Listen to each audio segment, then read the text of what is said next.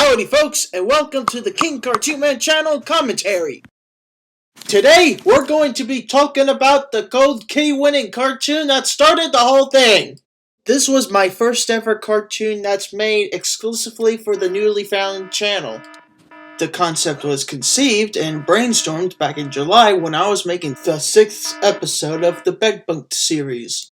If y'all keep in mind that I've made some new animations to make some bridging sequences to make my two cartoons longer. Production pretty much started on August 15th, all the way down to August 27th, which is also the day that I got my very own cartoon channel.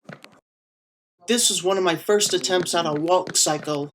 This character named Luke was literally the very first one that I created back then, and I also drew inspiration from other cartoons. It was my first time adding realistic sound to real objects. Believe me, I have made some tiny cartoons before that last about 11 to 60 seconds. But they were very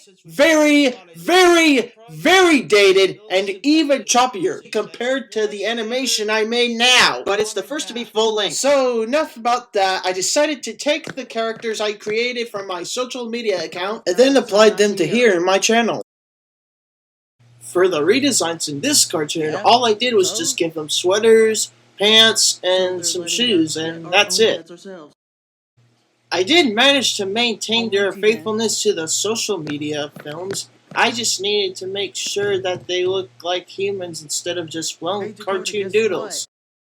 Besides, if a kid just saw those characters naked, they were like, "Daddy, what happened to their clothes?" And then the father would be like, "Who cares, son? That's just a low-budgeted cartoon from the 60s. That's why we consider you the dumbest in the family." The only part I didn't like is when Dakota says, "Let's take our bikes," because the voice is considered way too loud by today's standards. Now, the bike scene was the hardest to animate because I have to figure out how the movements of a bike pedal work. And that was the end of my first cartoon. Now we're on to our second cartoon, Pet Emporium. In this cartoon, I had to push everything from more layout to bigger sets. And more characters even. There's also objects and animals. One of my friends was like, "Yo, Ashton, when are you gonna make the second cartoon? I'm so confused." And then one of my other friends was like, "Ashton, I'm quizzing you, man. When's the second cartoon going to be made? Is it going to take place after the first film?" Now, this is my first attempt to create an adversary for a character to deal with. I got the idea of creating a villain who is completely witless back in 11th grade during the theft of my precious lunchbox. So here I was, minding my own business, eating some lunch as usual. And then suddenly a bunch of lunchbox thieves decided to come in, who happens to be in 10th grade, and decide that it's funny by stealing the lunchbox. Okay, that's just creepy. Since then, I decided to keep my lunchbox safe from those 10th grade idiots, and once school got out by default, they were finally out of my lives and I was free to do whatever I want. The most difficult background animation I can make is, very ironically, the Pet Emporium itself. I had to design everything from the shelves, the fish tank, the fish, the dog crates, and even the store itself. But as hard as it is to design, the proudest achievement that I have made is the fish. The reason I say that is because I have previously made some smaller fish cartoons, and it was from social media, and I had to know how the fish would move, swim around, and even flap when they're on dry land.